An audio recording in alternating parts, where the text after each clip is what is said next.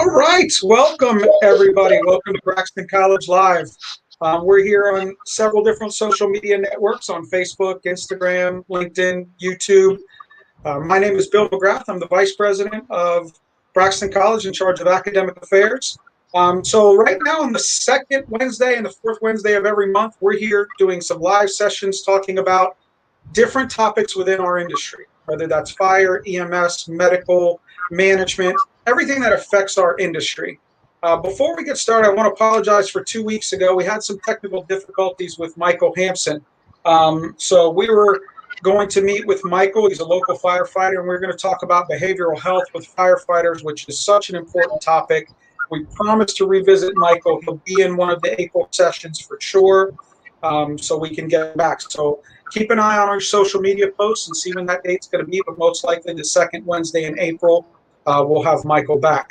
But tonight we had a great opportunity. One of the topics that we really wanted to cover here is pride and leadership.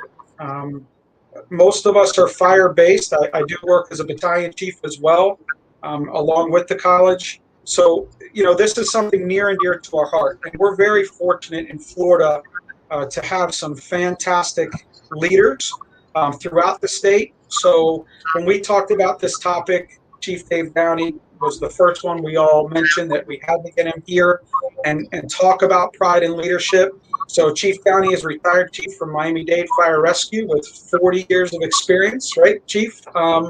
So welcome. Thank you so much for joining us tonight. Awesome. Well, listen, I really appreciate the opportunity. And I think earlier you told me I was your fourth choice, so I appreciate you. But we're live now. So, yeah. You have to talk it up. But no, it's an honor to be part of this and speaking to you all from Braxton College and being able to talk about one of my passions, which is leadership. So I appreciate the opportunity for you inviting me and looking forward to it. Well, we're going to dive right into it. To me, when we think leadership in any industry, and specifically fire service, EMS service, something like that, we immediately think of the chief as the leader. So, for you, what does leadership mean to you? Wow. That's a loaded question. I do think that there's a big difference between being a leader and being a boss. And leadership is important to me. I consider myself a student of leadership, and it didn't start when I was going to become a fire chief. It started really early on in my career. And leadership to me is being able to, navigate through the issues of leading men and women, in my case, in the fire service, whether I was a company officer, a battalion chief, a division chief, or the fire chief. And it was critically important that, I looked at it as a new challenge. And I tell everybody leadership is more of an art than it is an exact science. It's a little bit more like making sausage than calculating friction loss. It's not exact. I'm not going to be able to give you one book to read or one thing to do, but it should be a lifelong commitment. If you intend on or are now a leader, it's something you'll constantly work on your whole career. And so to me, leadership is multifaceted. I think I'm big into quotes. I think former Prime Minister Margaret Thatcher put it best. She said, leadership's like being a woman. If you have to tell them you are, you probably aren't. So, that's kind of how I looked at it. You had made a comment when we talked offline prior to this that if you're not going to lead, someone else will. And I do think that that's very typical in the fire service. If you're not that figurehead, there will be somebody else that's the figurehead, and that's unfortunate. And we hope that they align themselves in fire, EMS, HOS, medical, whatever. We hope that the actual leader is the leader of the agency, not just by title, but of stature as well. And we actually teach a class in our bachelor's program called Applying Leadership Principles. And the difficulty of that is when students are talking about leadership, they always equal it to chief. And like you said, supervision doesn't always equal leadership. We hope it does. and it's difficult. So for you, I mean, you worked for, if not the biggest, one of the biggest departments in Florida and comparable throughout the country. So where does Miami-Dade rank countrywide when we look at the size of the people that you supervise, and how can you possibly lead that many people correctly?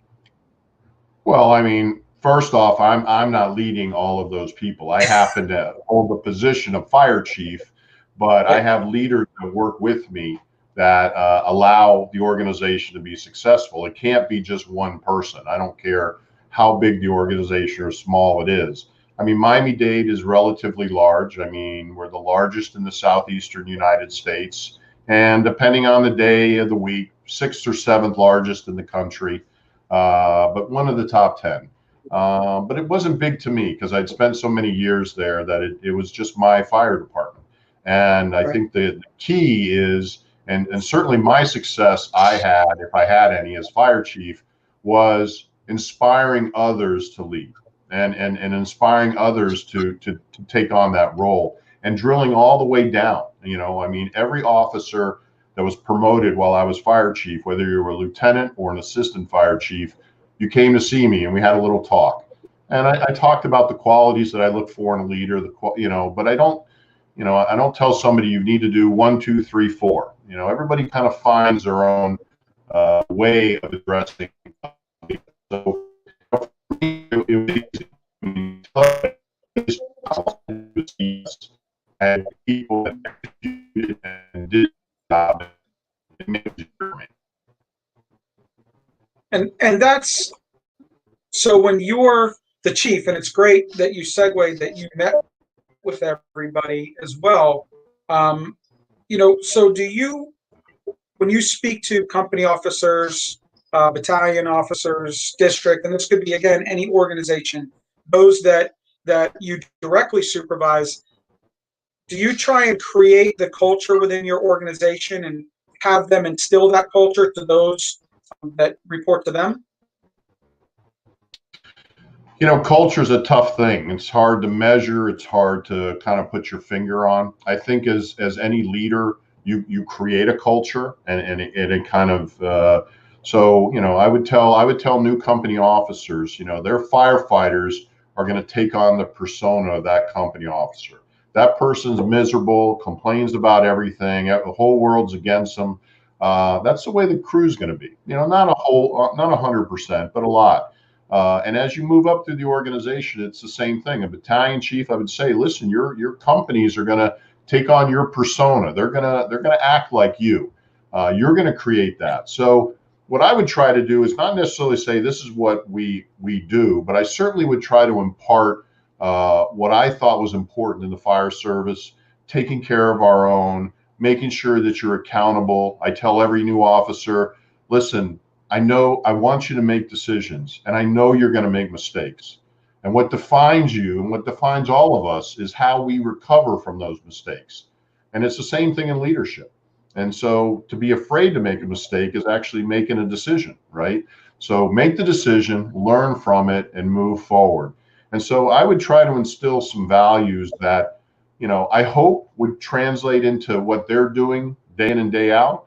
But it wasn't something that I mandated. But I think that as I look back, I think that I played a part in developing a culture in my organization of kind of taking care of our own, which was important, and having respect for the job. That's a big deal. I think you segued again into a good part of it with learning from our mistakes. I think that we've created some culture in some agencies and some professions that, firefighters in general are pretty tough on each other. So if you have a fire, you have an incident on A shift, you can guarantee B and C shift they're going to be your very hard critics. And in a way that makes us all better. And originally, and I think when I first started, I was more defensive of that and said, "Wait, you weren't there, you don't know." And then the more I changed seats and you move to, a rescue officer and then a company officer and then to a battalion chief, obviously your mind changes and your thought process changes. and you become more vulnerable, which is a good thing, I think. I couldn't imagine going from my seat to your seat and expecting to know it. It's okay for every level of any service, any industry, to just say, I'm not sure how we're going to do that. So someone's going to have to give me a hand. And I think where we make a lot of mistakes trying to be that leader is you do have to know it all. And when you don't, this family of fire rescue service, we have resources everywhere. Did you ever have to reach out to another agency to give you, without putting you on the spot, give you some suggestions to help you out on some things? All the time. I would always reach out. I would always, I think it was important throughout my career. I think the success I've had in my career has been my ability to connect with other folks and not reinvent the wheel. And so absolutely reaching out to others. I would routinely reach out to former fire chiefs of Miami-Dade, because at the end of the day, there's only 12 of us at my time who have ever sat in that seat. And one of the big things that I would stress is making sure that people knew that I want the ability for somebody to understand a decision that was made. I'll never ask you to accept it, but I just want you to understand it. So going back to your scenario, I think peer pressure is a little good sometimes, because somebody's going to be looking at the call afterwards, or somebody's going to be listening in. But I think we need to make sure that we give the person the ability to say, explain what went on, talk to me about what happened, and then learn from that, because we weren't there. I had an issue with a lieutenant when I was the fire chief, and kind of got out of control, and he was kind of making some issues on social media and things like that. And it didn't offend me, but it bothered me, because I thought, wow, this thing really got out of control. And so I went and I met with him, and I said, listen, we went through everything. And I said, the irony of this whole thing is that you were upset because you felt like I was, questioning what you did, and I didn't have all the information. And now that you have my side of it, would you admit that you didn't have all the information to kind of fly off the handle? And he said, right. Yeah, Chief, you're right. I said, but the difference between me and you is that I've done your job. You've never walked a day in my shoes. And so my perspective changes. I tell new officers, as a firefighter, you're at ground level, right? When you become the first line officer, your elevation gets a little higher, right? Because now you're looking down on your firefighters. And as a chief, you get a little bit higher, and as a division, an assistant, and a deputy. So as a fire chief, my altitude was much, much higher. Some would say that's why I made stupid decisions, because the air was thinner. But my altitude was much higher. I'm looking at everything from Golden Beach, our extreme northeast, to Florida City, our extreme southwest. I wouldn't expect a company officer on a truck in Miami Gardens to worry about what's happening in Florida City. So it's kind of about the perspective. And I think a lot of times we don't take the time to allow somebody to explain and talk about what their thought process was. It doesn't mean we have to accept it. It just means we have to understand it. And a lot of times that doesn't happen. No, unfortunately, it doesn't happen too often, but it should. Then we can learn, because in general, you are preparing those officers to take your spot at some point. So if they can appreciate the process and learning from mistakes. And again, we had talked offline about Chief Brunicini and other fire chiefs that I brought up Rick Lasky that has a great video on Welcome to the Fire Service. And he's just talking out to no man's land, basically, but it's recorded as a welcome to the fire service. I thought was phenomenal. I make sure we show it to a lot of our new recruits because they just don't know. And they don't know what your seat is like or the next seat. And I think in general, every industry doesn't do a great job in preparing them for the next level. Many agencies have company office development, but a lot of that they have when they're already promoted and they go through a class. How do I, and you can't turn that light switch on. Like you said, you didn't prepare to be a fire chief while you were a firefighter. Right.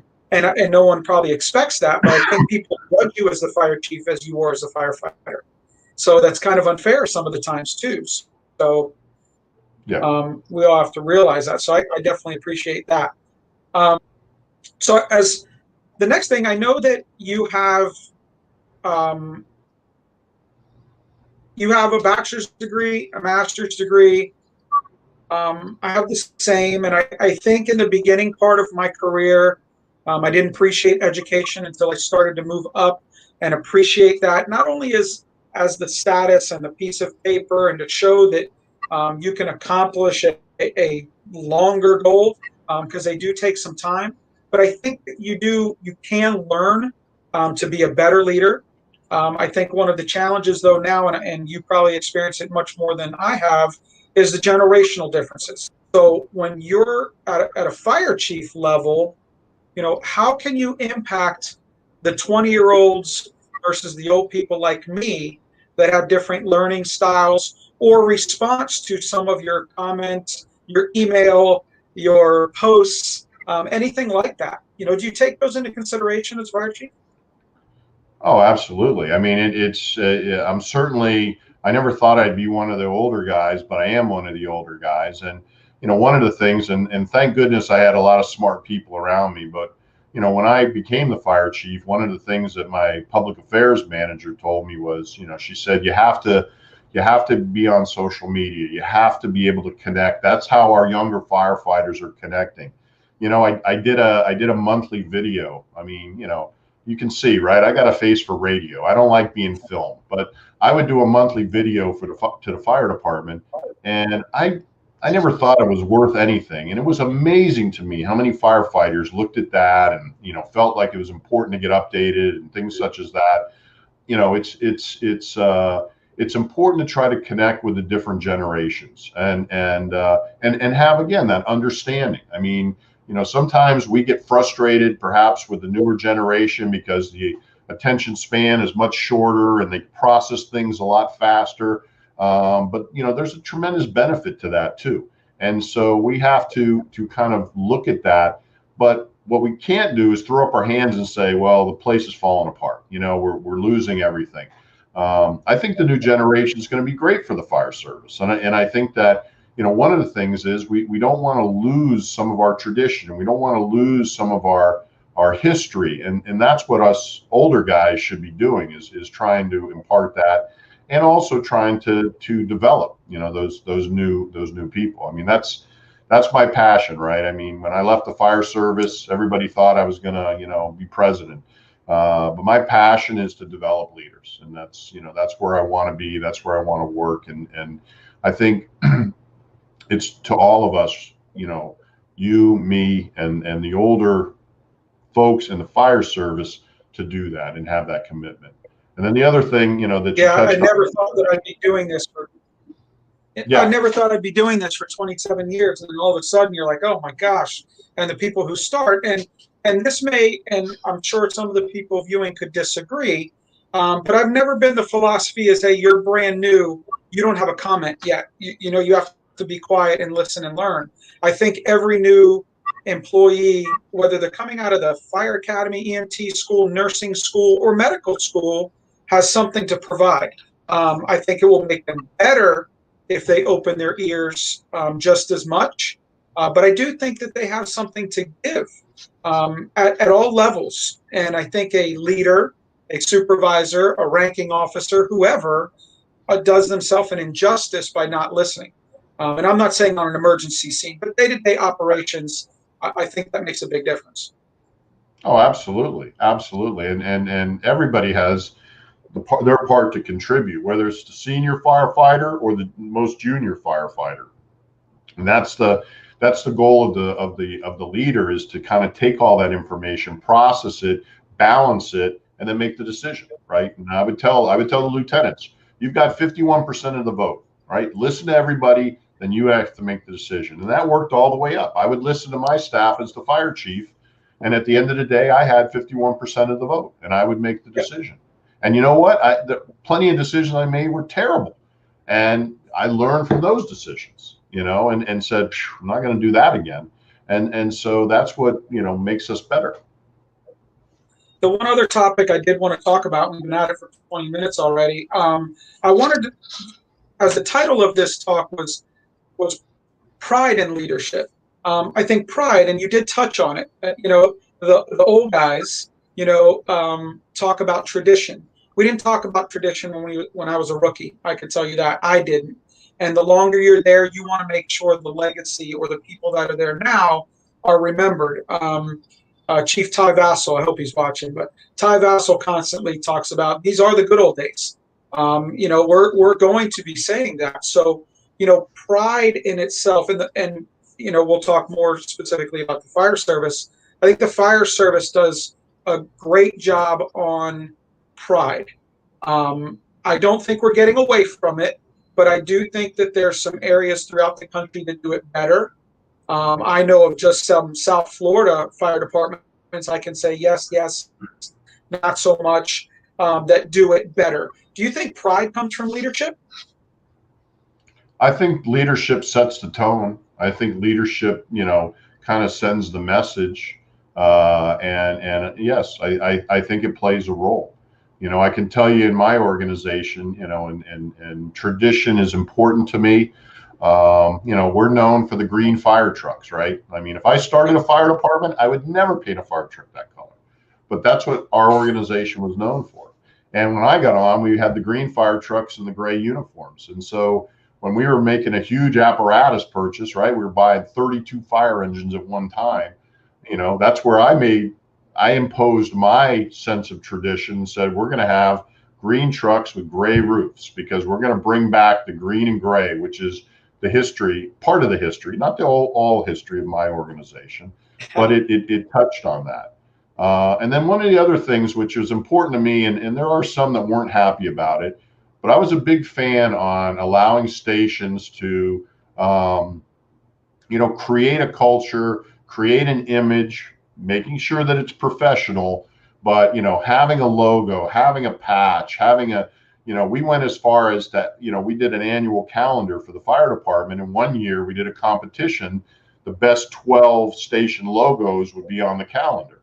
And so the idea was to get people to get an interest. And it wasn't just me. I mean, our training division, spearheaded initially by Chief Jeff Strickland, was a huge fan of tradition. One of his big things was your first assignment to the rookies. You go to that station, you find out everything about the station. Why were they nicknamed the dirt bags? Why was this? Where did this come from? Where did that come from? Learn about it. And then when you go to the next station, learn about that station. And so it's the little things, and it's not going to inspire everybody. Some people are just going to tune it out, but you'll get some of them, right? I've always been a fan of rule of thirds, right? A third are never going to like it. A third are always going to like it. I just want to nudge those ones in the middle onto my side of the fence. And so, I do think it starts with leadership. But again, with my job, all I had to do was say yes. A big thing, allowing the company logos. I said, look, you can wear a T-shirt with your company logo, but the back better say Miami-Dade Fire Rescue. I don't want a number 9 with a lightning bolt through it because nobody knows what that is. But, take some pride and have your logo. So I think there's a lot of things that can bring in the pride. Yes. I think that's a great point. And some of the larger, I hate to say traditional fire rescue services do that. They do a lot of station pride, which results in organizational pride. It's hard to just have organizational pride. You could start at the station level or the battalion level, or whatever. And EMS is the same way. EMS has that station. Unfortunately, they don't see it much because they're so busy all the time in these EMS departments to really have that. And some of that pride and the leadership that you speak of, takes place at that station level. We've solved world wars at the kitchen table of a fire station, and that's important. When I first got promoted to battalion chief, I was told, visit your station, get to know the guys, know them, know their families, and ask them how those people are doing. Genuinely care, and the rest will make sense. It wasn't about being prepared to run the big call. It was to build leaders, inspire people, which would be great. Which you did, and the people that you supervised did. So the last. Go ahead. Go ahead. So the last thing I have when we talk more about education, do you think, I see a lot of departments now that are looking for bachelor's degrees and master's degrees for their chief officer levels. Do you think that's a smart decision? You think we're excluding some really good people? No, I don't think we're excluding good people. I think we're allowing people, everybody has the same opportunity once you get on the job to get that education. I think there's some value in it. We're at a state now that in our service where we're more than just a blue collar job, and we're held to a very high standard. And it's important that we embrace that, and that we, pursue that. And for me, my education was personal. It was a personal goal that I wanted to achieve. I never said I've got to get a master's degree because of X. It was personal for me, but it was a tremendous benefit. I'm glad I did it. If for nothing else, the interaction, again, with interaction with other people, interaction with other departments, especially my graduate school, it's the stuff that we're doing every day. I was a chief going through graduate school, and we're learning a class on strategic planning, and I'm like, well, I'm working on that right now for my division. So it was a huge benefit. So yeah, I do believe in the education. There's a tremendous amount of need for the experience and the technical knowledge. We can't ever forego that, but at the higher levels, there's a benefit to having that higher education. Sure. Yeah, you're not going to be running many fire scenes from your seat, but you are going to be managing budgets and personnel and all of those. That makes it's difficult. It's a very, very big transition. So Yeah. you have 40 years in the fire service, all in South Florida, correct? Correct. So what are you doing now? What's next for Chief Downey? Yeah. Well, I highly recommend retirement. It's been really nice. And, whatever which everybody's going through now with the pandemic and everything, part of it, I missed the challenge, but I don't miss some of those things. But what I'm doing now is trying to give back to the fire service. I'm working with a company called Tinzinga Performance Management. I had met the CEO, Bob Norton, who's not even a firefighter, years ago, and we just connected. And again, I've always considered myself a student of leadership, and I want to be able to help develop new leaders and new officers. And so, we're rolling out an officer development program that, it's not tactics and strategy, it's not apparatus placement and things like that. It's the leadership components of officer development. I've been working as an executive coach, helping new chief officers, kind of working through some of the challenges. Not that I have all the answers, but there pretty much is not many things I haven't experienced. And so I might be able to at least provide some guidance. So that's really my big drive right now is doing that.